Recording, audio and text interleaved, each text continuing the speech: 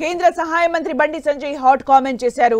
Congress BRS రెండు కుమ్మక్కయ్యాయని ఆరోపించారు. Congress BRS కు మధ్య లోపాయకారి ఒప్పందం ఉందని, వారి మధ్య ఉన్న రహస్య ఒప్పందం ఏంటో చెప్పాలన్నారు. రాధాకిషన్ రావు స్టేట్మెంట్ క్లియర్ గా ఉన్నప్పుడు కేసీఆర్ కేటీఆర్ కు నోటీసులు ఇచ్చేందుకు ఎందుకు వెనకడుగు వేస్తున్నారని ప్రభుత్వాన్ని బండి సంజయ్ ప్రశ్నించారు. హైదరాబాద్ సిరిసిల్ల కేంద్రంగా ఫోన్ ట్యాపింగ్ జరిగిందని బండి సంజయ్ ఆరోపించారు. ప్రభాకర్ రావుకు కాంగ్రెస్ మర్యాద చేస్తోందన్నారు. జడ్జీల ఫోన్లను కూడా ట్యాప్ చేశారని, ఫోన్ ట్యాపింగ్ కేసును సీబీఐకి ఇవ్వాలని బండి సంజయ్ డిమాండ్ చేశారు.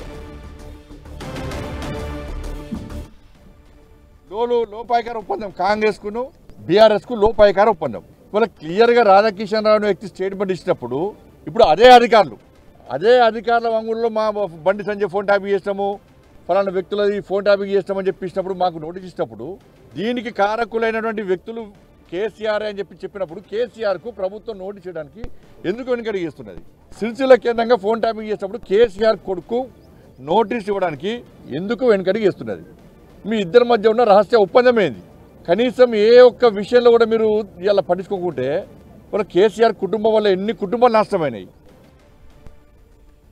మరిన్ని అప్డేట్స్ మా ప్రతినిధి సతీష్ అందిస్తారు. సతీష్,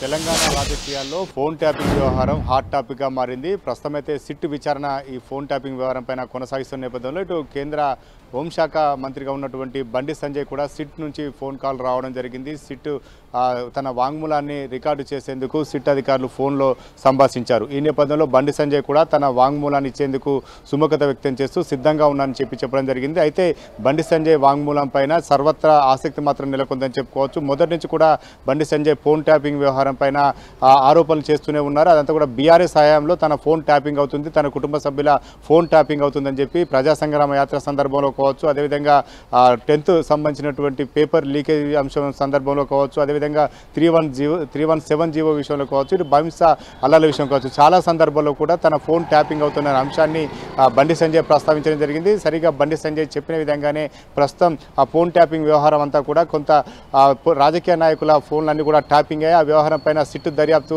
కొంత వేగవంతం చేసిన నేపథ్యంలో బండి సంజయ్ చేస్తున్న వ్యాఖ్యలు కావచ్చు, ప్రస్తుతం బండి సంజయ్ ఈరోజు చేసిన వ్యాఖ్యలు కావచ్చు, ఇవన్నీ కూడా కొంత రాజకీయ ప్రాధాన్యత సంతరించుకున్నాయని చెప్పుకోవచ్చు. ఎందుకంటే ఈరోజు కూడా బండి సంజయ్ ఫోన్ ట్యాపింగ్ వ్యవహారం పైన వ్యాఖ్యలు చేయడం జరిగింది.